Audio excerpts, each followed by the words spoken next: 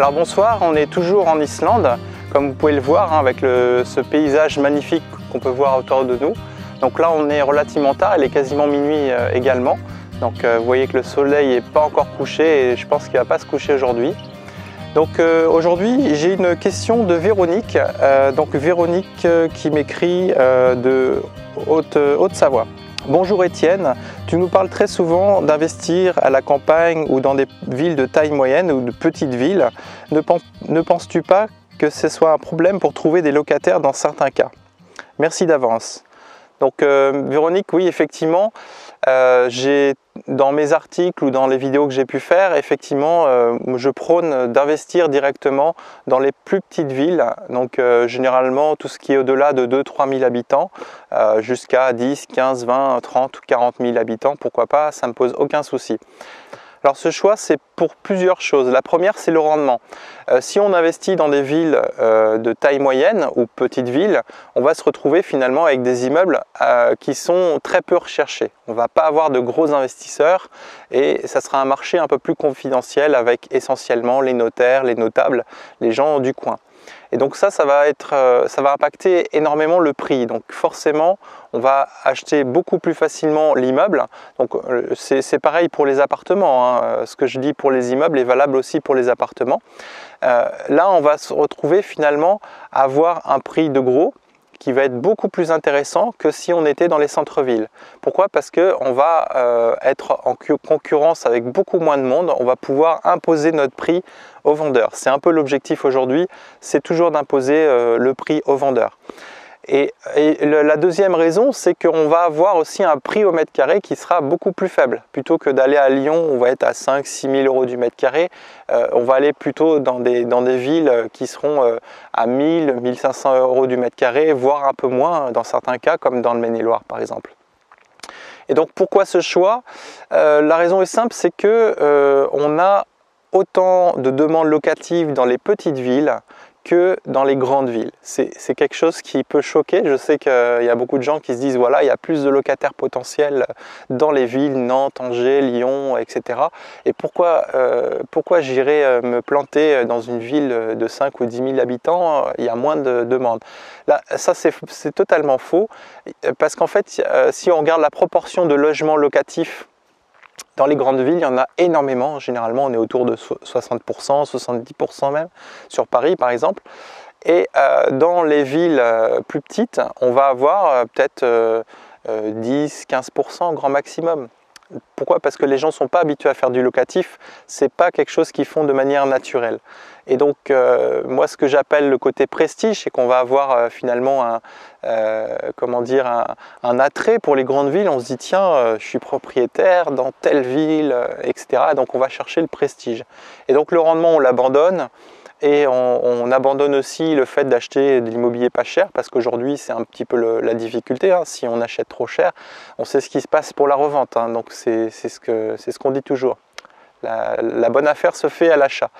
Donc on reste, pour moi, ce qui est très intéressant, c'est de rester vraiment sur des plus petites villes, des marchés plus confidentiels. On aura plus de temps pour négocier, on aura des meilleurs négos, on aura des prix beaucoup plus faibles, on aura des meilleurs rendements. Et surtout, des locataires, il y en a absolument partout. Même si vous vous plantez, je ne sais pas moi, là-bas, au milieu du Larzac, ça peut être n'importe quelle région, il y aura toujours une demande. Il y aura toujours une demande. Évidemment, ce sera plus difficile s'il y a 20 ou 30 habitants dans un petit village, comme c'est le cas souvent de fois, par exemple en Islande. Mais sachez qu'en France, on est surtout, on est bien maillé. Il y a beaucoup de petites villes de 1000, 2000, 3000 habitants qui tournent bien, qui ont une activité économique qui est florissante, etc. Et donc, c'est quelque chose qui a du mal à percoler. On est très souvent sur un schéma grande ville, gros prix, etc.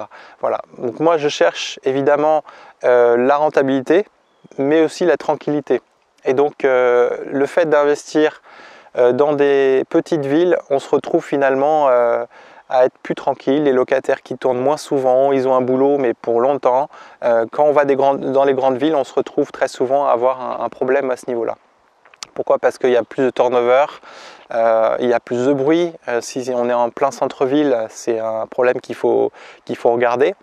Voilà. Mais en tout cas, pour répondre à ta question, oui, on trouvera des locataires. Et donc, comment on fait pour éviter de se retrouver sans locataire? Ça, c'est la question, je pense, qui est induite. La réponse est simple aussi.